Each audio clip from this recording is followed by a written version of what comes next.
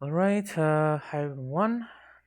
So today we're gonna talk a bit about Bokeh interaction and Bokeh interactive applications.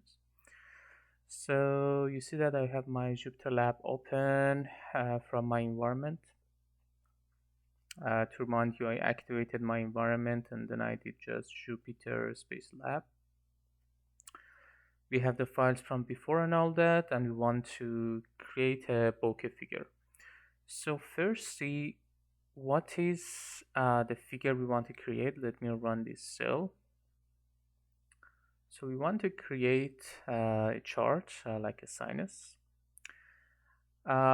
This part is like before. We have different tools on the right. So we can like do this. We can zoom in and zoom out. So you see with the scroll. It is the refresh, and you have different like options here that you can activate, deactivate, and all that. Okay, you see, right? And the new thing that we have here is the widgets on the right that you see. So we have a box for the title, and we have a couple of sliders for our chart. So if I change this, my new title, you see here is my sine wave. If I enter, it's gonna replace automatically. Then we have the offset. It is gonna give offset to your sinus chart. We have amplitude. It's gonna make it bigger, smaller, like amplify your sinus chart. We have the phase, which is going to change the phase. And as you can see, these sliders, they have different steps, right? This is 1, 2, 3. And this one is like more continuous. And then we have frequency. You can change the frequency of your sinus chart with these sliders. So as you can see, so first of all, it is all in Jupyter Notebook, but it is like an application, right? So it is actually an application. So when you change this, something happens immediately. And it looks like a tiny application is running in this cell in the Jupyter Lab, right? So we want to talk about this. So our objective is to create something like this and let you know how it works. So first of all, let's go back. Uh, let's actually try to create a sinus chart like this. So I'm going to go at the beginning of my code, but I'm going to go slowly and little by little. So let's come to the very top. I make a markdown and let's say sinus chart. First, we have some imports, right? If you remember from Bokeh.plotting import figure. So this is the figure that we get from Bokeh. So my kernel is stuck. Let me restart my kernel.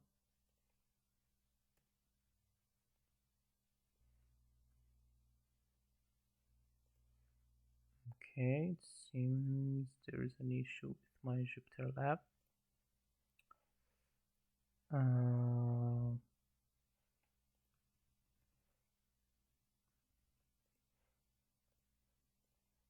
Let me see if killing my Jupyter Lab and opening it again help me here. So Jupyter Lab.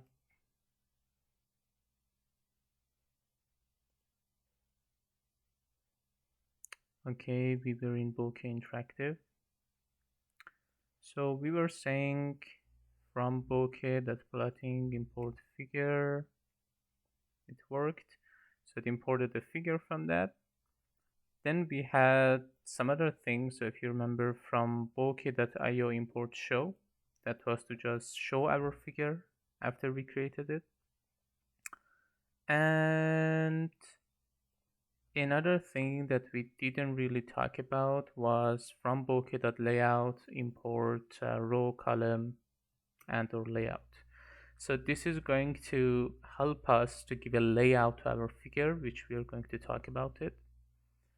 Then we said from bokeh.io import output notebook, and that is to help us actually have the figure in the notebook, to show it inside the notebook. Then, okay, cool, that's it. And here, because we want to generate some random data, we also need NumPy. So we're going to add NumPy. So again, we import the figure, that is the general bokeh figure, the structure. This show is to show it. This output notebook is to show it inside the notebook, so these two together. And then we have NumPy. So to make this a bit cleaner, I'm going to put all of them together like this. And this becomes our import part for the bokeh.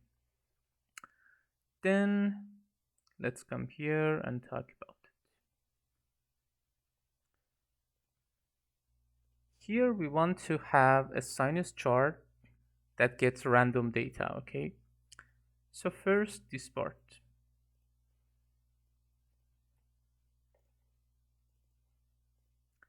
X is np.linespace 0 to 4 np.pi n.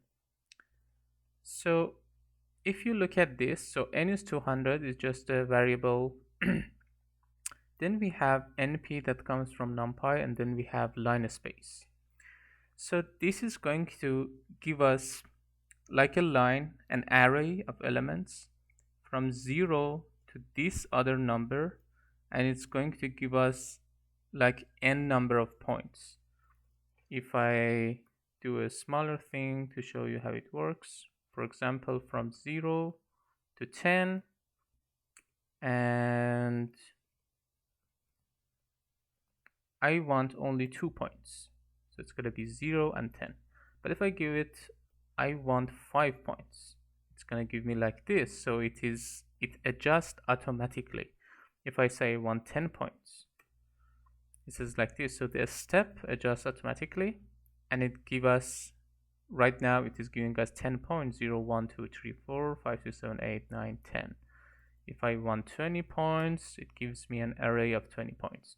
So this is a very good method when you want to create an array with a specific number of points and you want to make it like a random array. So here we're doing the same. The only change here is that we have np.pi, which is another like attribute in NumPy, which is the pi 3.14, and we are saying that we have 200 points, and our x in this sinus function is np.linespace from 0 to 4p give us 200 points, and that's how you saw that in x we have 200, right? So if I say, okay, I have x in an array, what is the length of it? It says it is 200. And y is just sinus of each of them, sinus of x. Okay, so far so good. Then we said, okay, let's actually have our data. So for now, I haven't yet introduced this column data source. So for now, I'm just going to say data equals dictionary like this. And if I say what is data, it is going to give us a dictionary, which is x and then y. And y is sin of x. So there is something like named column data source in Bokeh. This column data source is to kind of make your data dictionary adaptable and compatible with the whole Bokeh framework. And it gives it a few more features, like it could be updated on fly and you don't have any problems. So instead of using pure Python dictionary, we are just going to convert it very easily to column data source. And as I said, you see the benefit of this in places like when you want to change the data on fly, you want to change the data like an application and you want to see the effect immediately.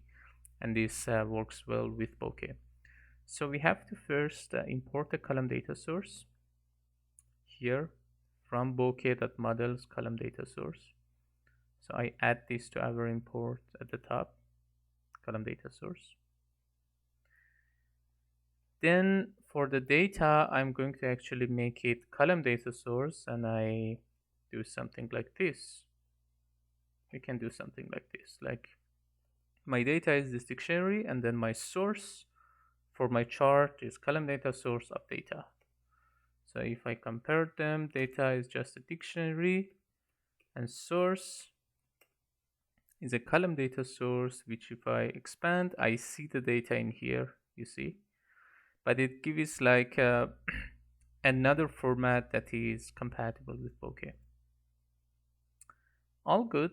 We have our source as well. Let's actually have our plot. So plot is figure, plot height, plot width. We can define it here. Then we have the title, my sine wave. We have the tools. We can define like specifically which one we want, or we can just leave it empty and it's gonna give us the default. Then we have x range and y range. So this is a sinus function, right? So our x will be from 0 to 4p, as we showed here. Here we said give us random array between 0 and 4p, so x is between these.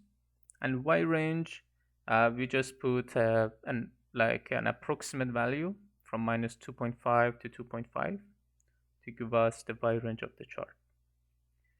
So until here we don't have still yet the chart. Then we said okay, here I can just put p as customary, and then we say p dot line x is the x, y is the y, source is source. So if you remember, when I say source is source, it's going to come and automatically get the key for the x and y. And then you can specify what is the line width, what is the line alpha, which is like how transparent it is, and then run it. And finally, if you want to see the chart, you just do show p, and you have your chart. So let's have a review again. So we had our import, we created x and y, we created our data from random x and y, we had our source, we had our p for the general figure, we added a line to it, we said this is x, this is y, and then we just showed it. So far so good. We had seen something like this before, right, for other charts with Bokeh. Now let's go and talk about some widgets. So if you come to the site of Bokeh, Bokeh has a couple of widgets that you can use, like buttons, checkbox groups, color picker. We have data table, drop down. We have multi-select that you can multi-select with shift or control. We have radio button group like this. We have drop down. We have a slider. We have range slider like this. We have tabs for the charts. We have text area to write stuff. We have text in point. We have toggle button to open close. We have div to put everything in the paragraph, and a lot of things. So it's a pretix. So these will help you when you want to write an application and play with the data of the chart, and it is very useful for presenting your data.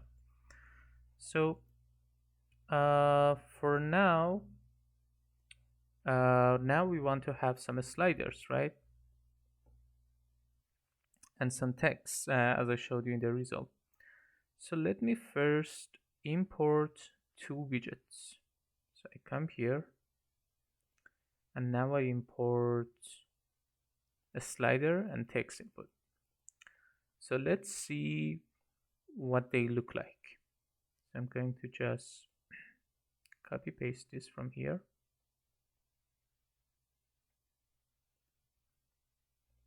And if I enter,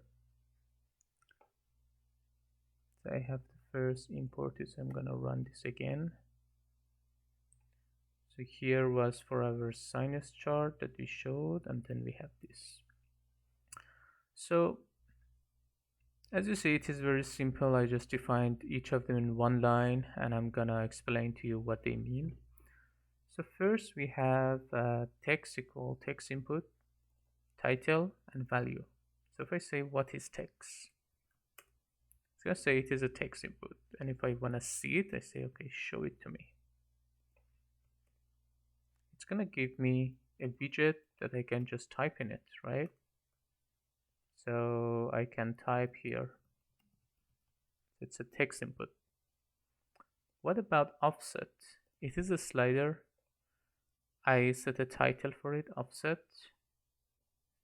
The value is 0. So this is like the default value for that. The start is -5, end is 5, and a step is 0.1. If I say, what is offset? Slider, show it to me. It's going to be like this. The default value is 0. A start is -5. End is +5. And the step is 0.1. So you see, it is going to like 0.1, 0.1. So let me change that to 1. And see that it has the effect that the step will be 1 now. And this title, the title shows here. So if I say new title is gonna appear here.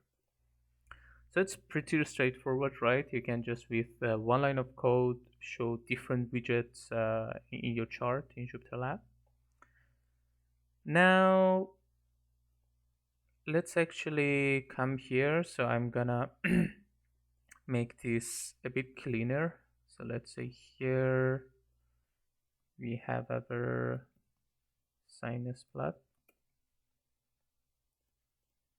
Then we said, okay, define X, define data. After that, define figure.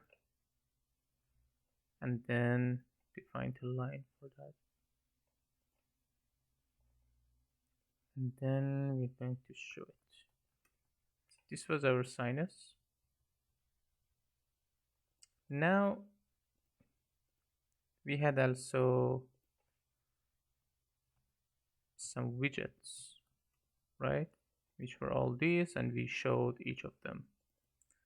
And if I wanna change the values to what they were before, something like this. So now let's talk a bit about layouts. So let's say I want to show, so we showed that we have a sinus plot and we have a couple of widgets, right? So let's say I want to show them together in a single figure of bokeh. How can I do that? So from the layout, remember that we say from bokeh.layout import row, column, and layout.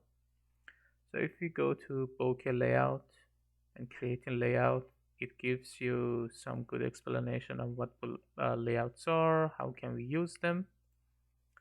Gonna put this here as a link. Sorry, here.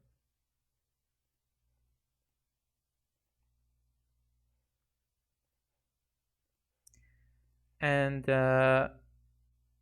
these are also not very complicated. So let's say we want to have a row of elements like in our layout. We can use this function. We want a column of them. And layout is more general to make row and column together. So I'm gonna explain to you that. So remember we have this text, offset, amplitude. Let's say I want to have 3 of them in a row. So I would say row, text, offset, amplitude. So it is a row. Now if I say show it to me, it's gonna be in a row. This simple. And I have the 3 of them. What if I want it in a column? It would be a column like this. So I can have 3 of them, right? And the layout one is a more generic one. So if I want layout will be like a matrix. I say this is like a row. It has a row like text and offset, and it has another row of amplitude. So I'm gonna call this L, and I'm going to come here and say okay, show L to me. Offset, I had a typo here. So what layout does, it actually creates row and column for you. So I gave it a list, right? It is a list of lists. So each list inside it is a row. So this is like a row. Title and offset, these are a row. And you say in this row, give me text and offset. So these two. And the second one is another row, which we said give us amplitude. So far so good. So what if we want to show the sinus chart beside all of the widgets that we've got?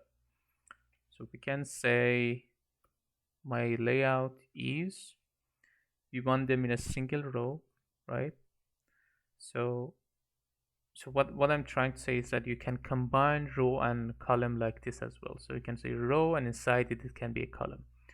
So I want a row. It's a function like this. We had the row, we had column, and we had row here. First one is my plot, which is P here. So P.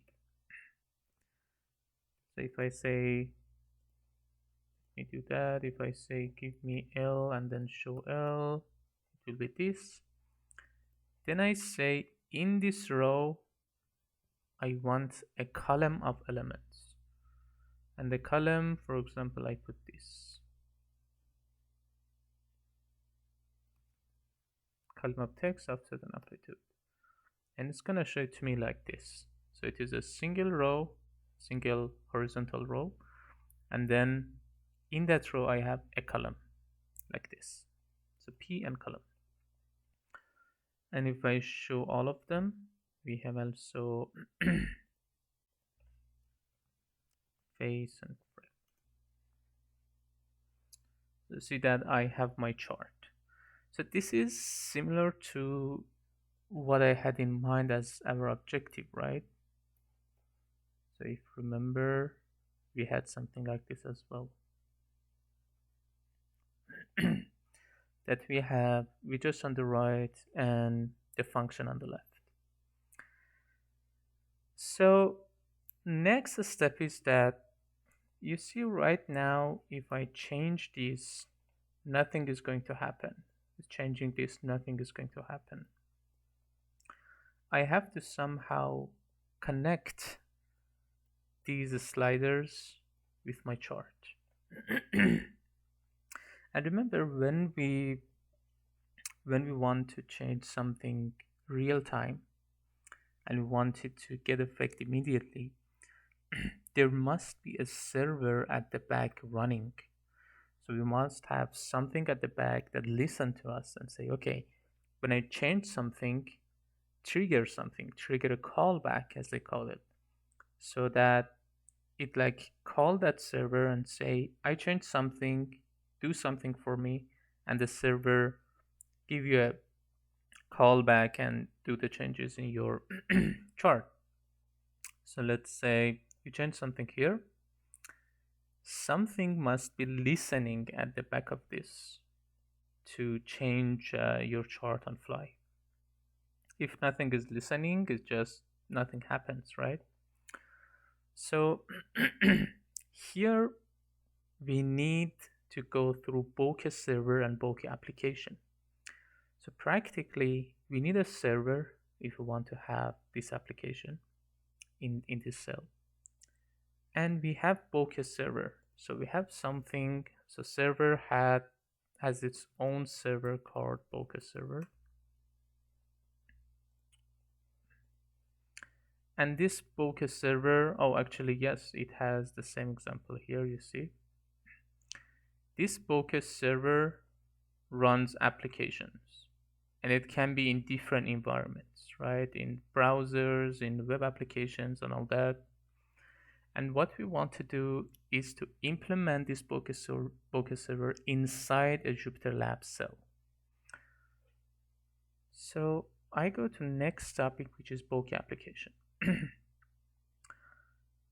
So first of all, for it to work inside the notebook, it has a specific procedure that we need to take because it's an important and a bit complicated process to show the Bokeh server at the back of Jupyter Lab.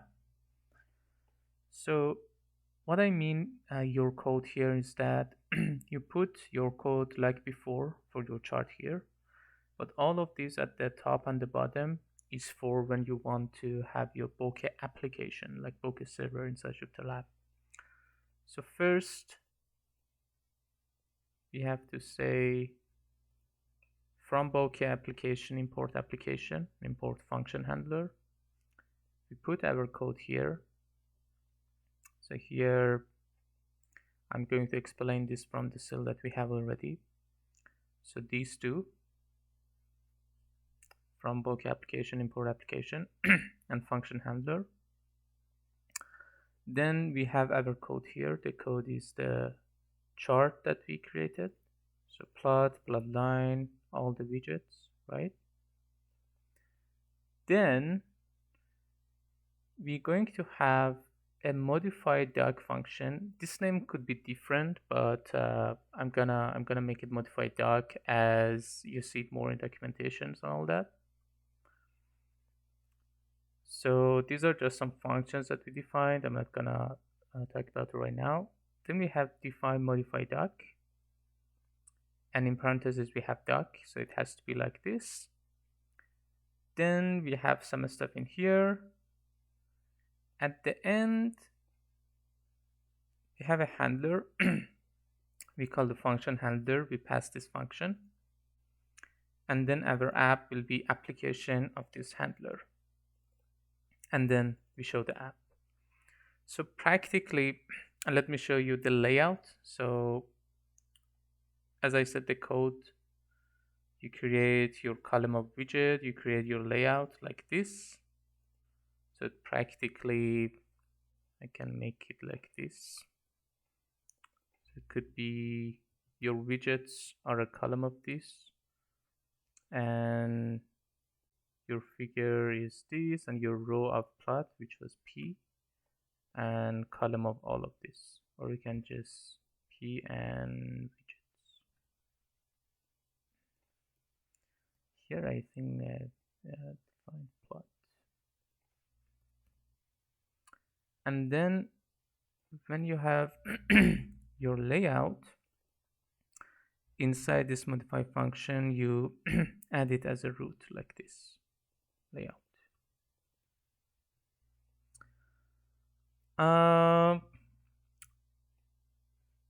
And when you run it, we have this chart.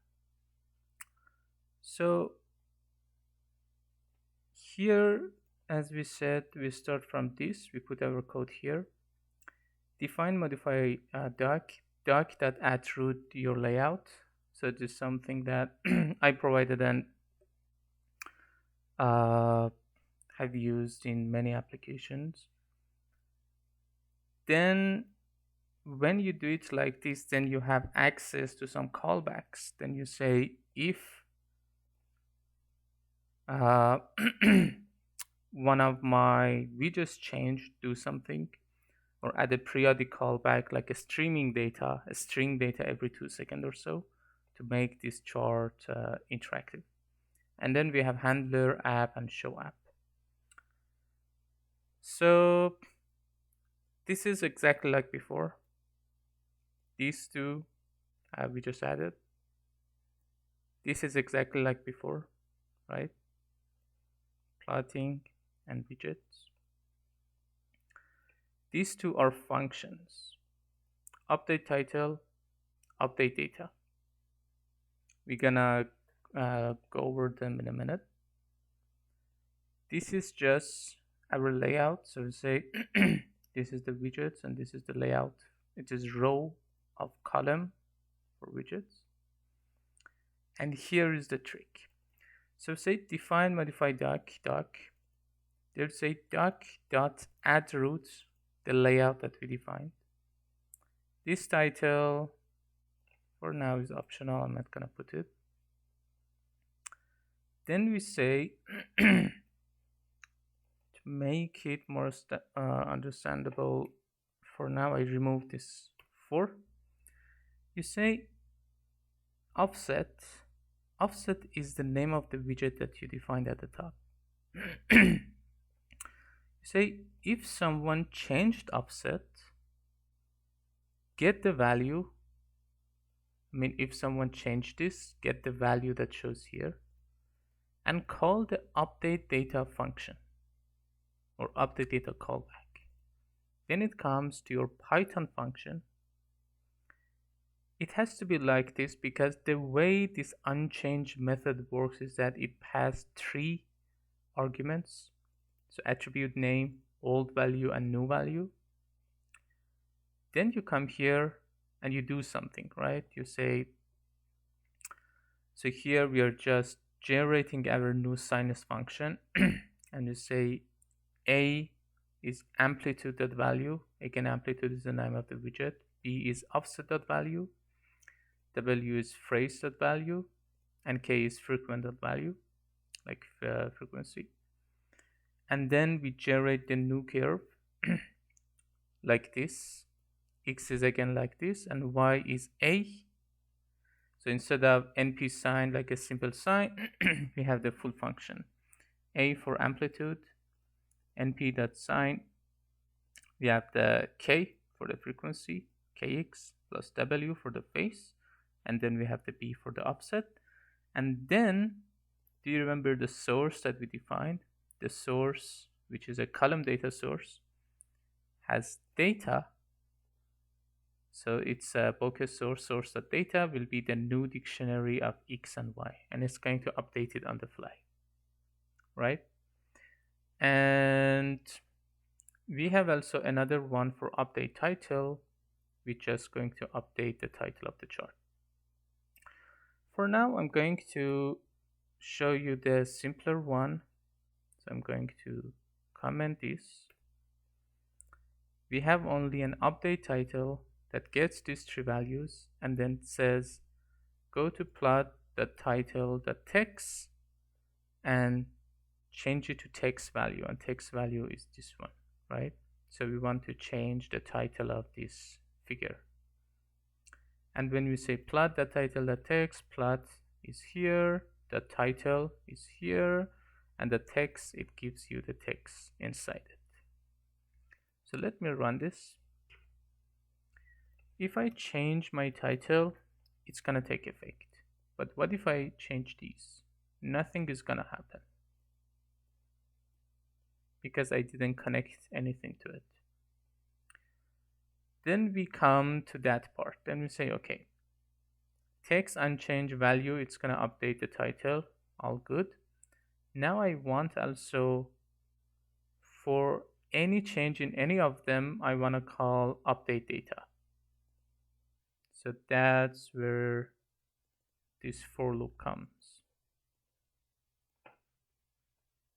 So I say for W in offset, amplitude, phase, and frequency, which is the name of these 4, do W.unchange, get the value, and update data. And then they come and call update data.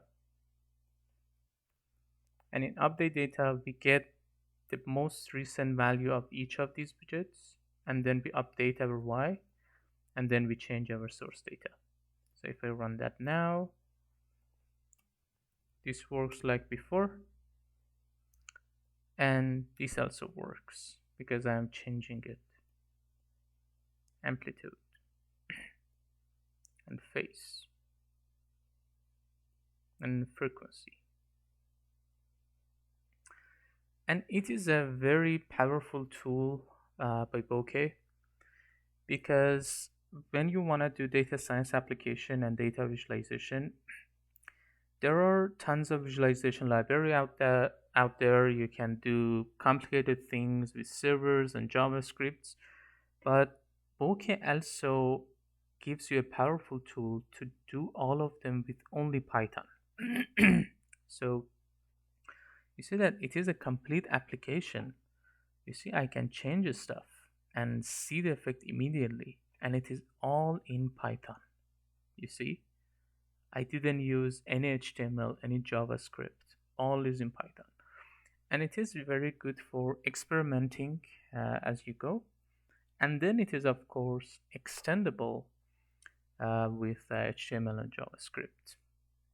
So this is an interactive figure. We talked about Bokeh application, layout, widgets, and sinus plot. Now let's say I have this application, I come out of the experiment phase and I want to show it in my web application, like in a browser. It is super easy with the setup that we have. In fact, when you want to show it inside a notebook, it is a little bit more complicated to show the Bokeh server inside the notebook. To show it in a browser, I'm going to copy all of this, Ctrl C. I'm going to VS Code, and I'm going to paste all of this here. So here I have pasted it before. Paste it. Then I don't need to change anything unless a few parts. So first of all, I have to import CareDoc, which is something that we use for browser. So from Bokeh.io import CareDoc. Before we were not using it in the notebook. At the end, I don't need any of this. The handler, the app, and show app, these handlers and app were for the notebook only. We don't need output notebook, right? Because we are not outputting it in the notebook. But if we keep it there, the output notebook, I mean, it is going to ignore it itself. It's smart enough to ignore it.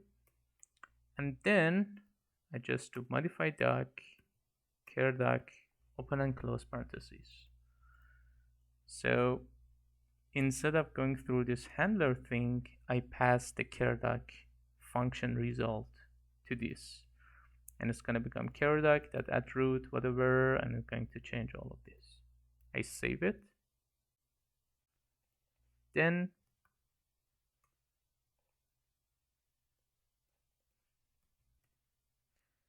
I'm going to first activate my environment.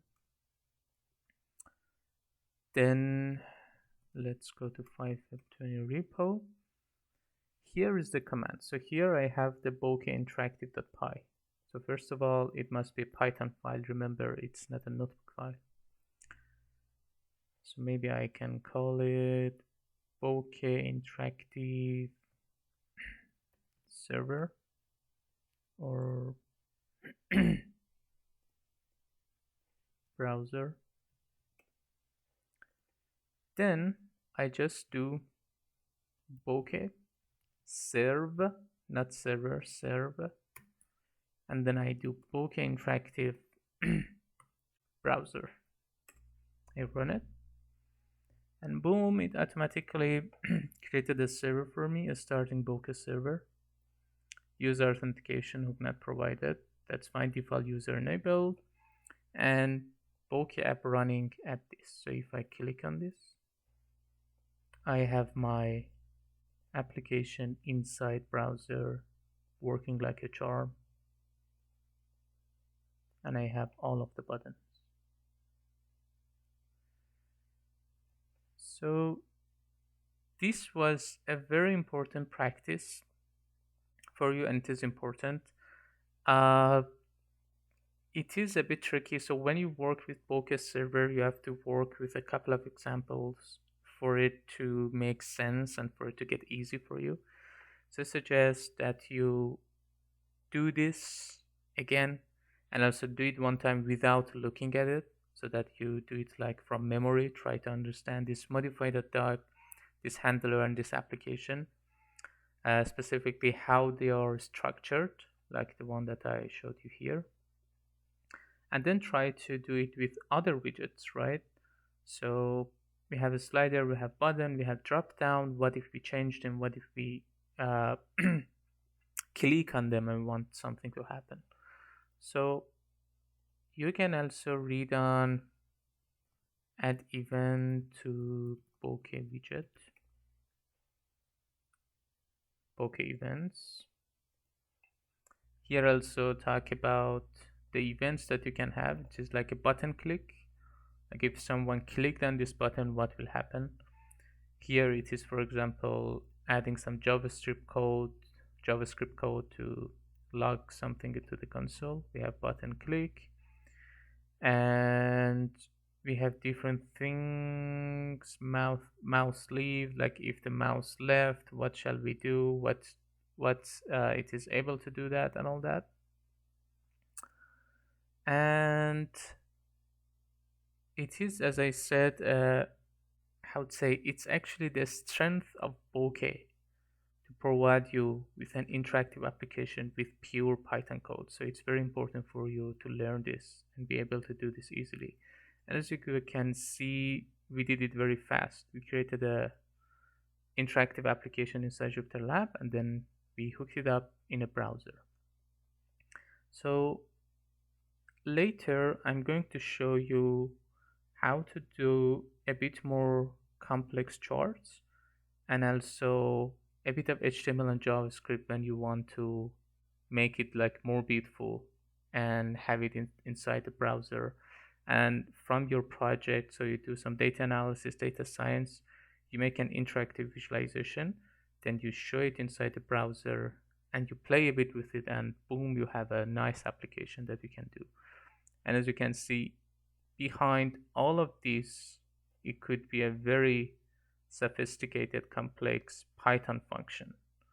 So you can do all sorts of things with it.